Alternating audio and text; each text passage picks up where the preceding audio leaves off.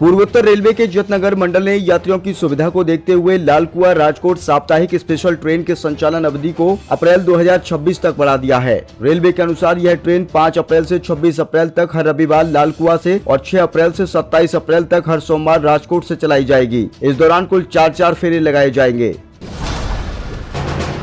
बरेली के शीशगढ़ थाना क्षेत्र में महज 500 रुपए के विवाद ने खौफनाक रूप ले लिया। गांव कल्याणपुर में पति ने गुस्से में आकर अपनी पत्नी पर तमंचे से फायर कर दिया, जिससे इलाके में सनसनी फैल गई। बताया जा रहा है कि महिला ईद की तैयारियों में जुटी थी, तभी पति से पैसों के हिसाब को लेकर कहासुनी हो गई। बरेली के हाफिजगंज थाना क्षेत्र में पुलिस ने बड़ी कार्रवाई करते हुए पशु तस्करी के एक संगठित गिरोह का भंडाफोड़ किया है। इस मामले में 6 आरोपियों को गिरफ्तार किया गया है, जबकि एक आरोपी अभी भी फरार है। पुलिस के मुताबिक गांव साबरखेड़ा में संरक्षित पशु के कटान की घटना के बाद जांच शुरू की गई थी, जिससे गिरोह का खुलासा हुआ। बरेली में सहायक अभियोजन अधिकारी परीक्षा कड़ी सुरक्षा व्यवस्था के बीच संपन्न हुई, लेकिन इसमें बड़ी संख्या में अभ्यर्थियों की गैर हाजिरी देखने को मिली। कुल 11,198 अभ्यर्थियों में से सिर्फ 5148 ने ही परीक्षा दी, जबकि 6,048 अभ्यर्थी अनुपस्थित रहे। परीक्षा 24 केंद्रों पर आयोजित की गई, जहां बायोमेट्रिक सत्यापन के बाद ही प्रवेश दिया गया।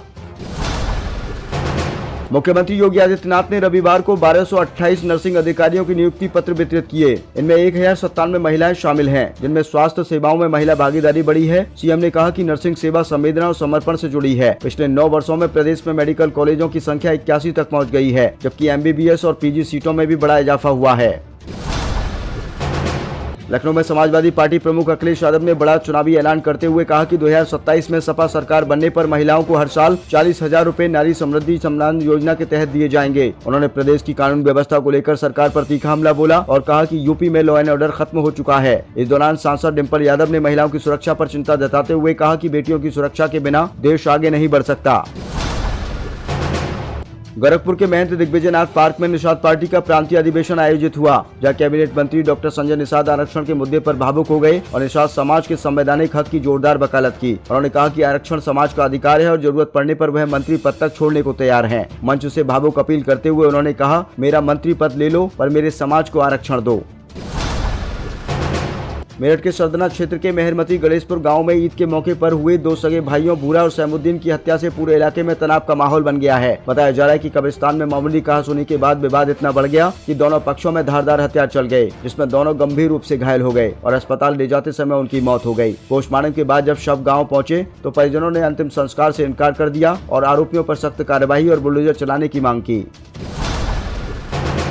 उत्तर प्रदेश परिवहन निगम में 2584 संविदा महिला परिचालकों की भर्ती का रास्ता साफ हो गया है। परिवहन राज्य मंत्री दयाशंकर सिंह ने बताया कि 25 मार्च से प्रदेश भर में रोजगार मेलों के जरिए चयन प्रक्रिया शुरू होगी। भर्ती के लिए इंटरमीडिएट पास और CCC प्रमाण पत्र अनिवार्य होगा। साथ ही अभ्यर्थी का Uttar Pradesh national rural livelihood mission और Uttar Pradesh skill development mission से जुड़ा होना जरूरी है। NCC, NSS और स्काउट गाइड के प्रमाण पत्र धारकों को मेरिट में 5% अतिरिक्त वेटेज मिलेगा। यह चयन पूरी तरह इंटरमीडिएट के अंकों के आधार पर होगा।